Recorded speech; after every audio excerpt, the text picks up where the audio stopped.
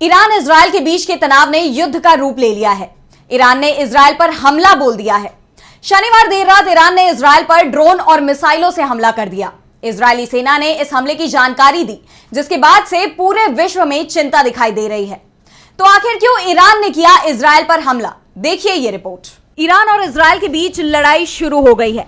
Iran ने 13 अप्रैल की आधी रात को इजरायल पर ताबड़तोड़ मिसाइल और ड्रोन से निशाना साधा है। करीब 300 से ज्यादा मिसाइल और ड्रोन का इस हमले में इस्तेमाल किया गया है, जिनमें बैलिस्टिक और क्रूज मिसाइलें शामिल हैं।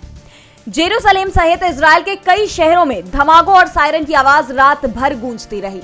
सेना को हाई अलर्ट पर रखा गया।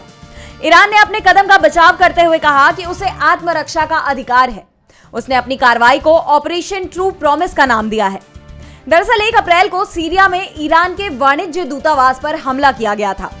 इस हमले में ईरान के टॉप कमांडर सहित कई सैन्य अधिकारियों की जान चली गई थी। ईरान ने इस हमले के लिए इजरायल को जिम्मेदार ठहराया था और बदले की धमकी भी दी थी।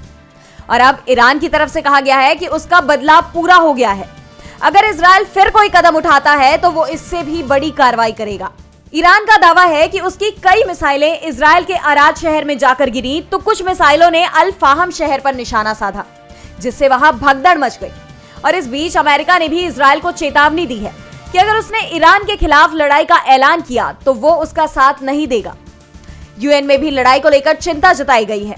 ईरान और इजरायल में तनाव को देखते हुए भारत की एयरलाइंस तल अवीव के लिए अपने फ्लाइट्स बंद कर सकती है। इसे लेकर कभी भी आधिकारिक ऐलान हो सकता है। इससे पहले शनिवार को इजरायल में ऑपरेट होने वाली भारत की 2 प्रमुख एयरलाइंस एयर इंडिया और विस्तारा ने ईरान के एयर स्पेस का इस्तेमाल न करने की घोषणा की थी। इजरायल में मौजूद भारतीय एम्बेसी ने भी एडवाइजरी जारी की है।